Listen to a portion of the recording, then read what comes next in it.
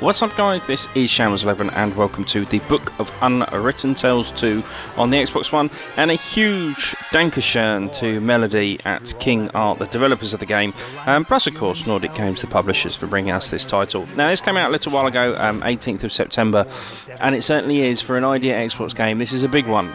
Most of the ones I bring you do reviews of a gig or under. This is 11.16 gig, this is a big old game. And what do we have? Well, we have a fantastic console return of the point-and-click adventure.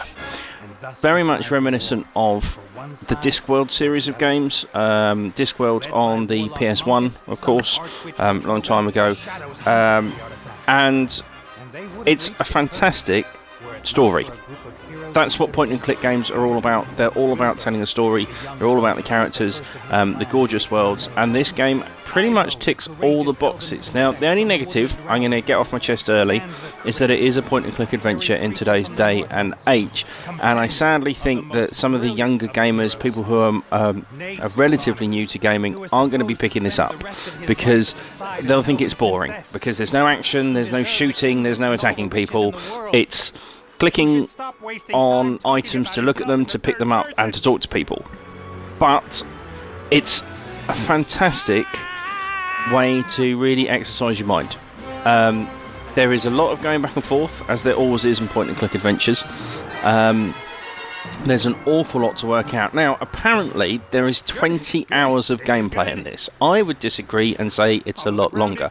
I reckon this game is 20 hours long if you've got a guide. This game is absolutely huge, and I'll be honest with you, I'm only about halfway through. Normally I like to try and complete them before I bring you my reviews. I've put a lot of hours into this. I reckon I'm halfway through the game, but I don't want this kind of falling through the gap, because we're hitting October time, all the big games are going to start coming out. This fantastically parodies loads of different games, new and old, stuff that's on TV, films. This is the tutorial, very early on, and it is an homage to Game of Thrones opening sequence, except the difference being is this time all the little buildings break down and we've got to fix them.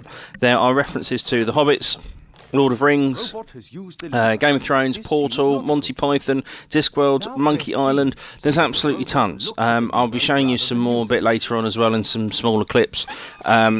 And they're very, very funny. The humour is very good. The first kind of main section you play, there's 4 characters you control: Wilbur, Nate, Ivo, and Critter. And you start off being the kind of princess, the elf princess, Ivo. And I've got to say, so far, that's actually been my low point of the game. That really is your traditional point and click, go back, click this, go back, pick up this, go back, do that. And I found it a little bit of a chore. It's quite long, but then you start to play as the other characters, and I've got to say, my favourite so far has been Wilbur, the little kind of Welsh wizard. His whole story and world he lives in is absolutely fantastic, and I'm starting to see where I am in the game. All the characters come together, which is really, really cool.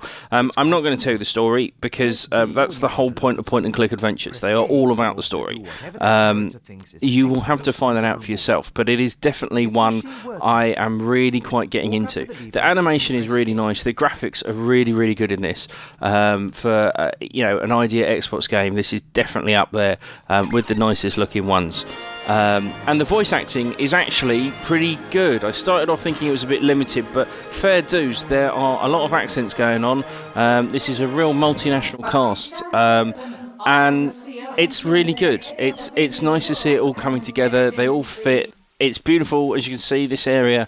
This is quite early on. This is from the first chapter as we play as Ivo. It's lovely and bright and colourful. There's plenty of interactive things going on. There's things moving around, so it's not just a static screen we're looking at. But the humour kind of radiates throughout. It's not just in the things they say. There's a lot of stuff in the background that you will kind of pick up on and notice, and especially if you're a little bit of an older gamer like myself, it's nice kind of picking up all these pop culture references. I mean, this room alone, we've got the 3 eggs there look like they're from Game of Thrones to me. We've got a portal cube. We've got a Rubik's cube. We've got that giant monster looks a bit like a relatively famous Disney character. The dragon head on the top. We've got, can you see the absolutely enormous sword from Final Fantasy? And then just silly things like this. You find this filing cabinet in the school, and it's got some great references again to Mario in it. But my favourite bit is this bit when we find the library later on. We have to actually go time travelling to save some books. We see all different kind of stages of graphics and of design of point and click games, and it really makes you appreciate it. So this is kind of, you know, going back a stage, and it takes the mick out of itself as well. As you can read from the text, you know, it knows that back in the day it was a lot more simplistic. We go back again and suddenly Wilbur's lost his voice and it's all just text, and the graphics really are, you know, the animation is very, very simple, and it even goes right the way back and takes us just to a text adventure, which I think is a really nice touch. Overall, guys, I really would recommend this. If you like point and click games, if you like a bit of nostalgia, this is absolutely excellent. I'm not sure younger gamers are going to enjoy this one quite so much, unfortunately, and I think they're missing out on a really good adventure if they do. But there is a lot of gameplay here. You definitely get your money's worth. Achievement wise, a lot of it is play the game through. There are 15, I do believe, secret achievements where you have to do certain things, which, you know, you may need some help with some guys. There are plenty online, or, you know, you might just find them, which is the joy of one of these games, is just having fun with the adventure. Thank you ever so much for watching. I hope this video has helped, and I really would, before all the big games come out for Christmas, pick this up, have fun with it, and enjoy the humour. Thank you so much for watching. Till next time. Sorry.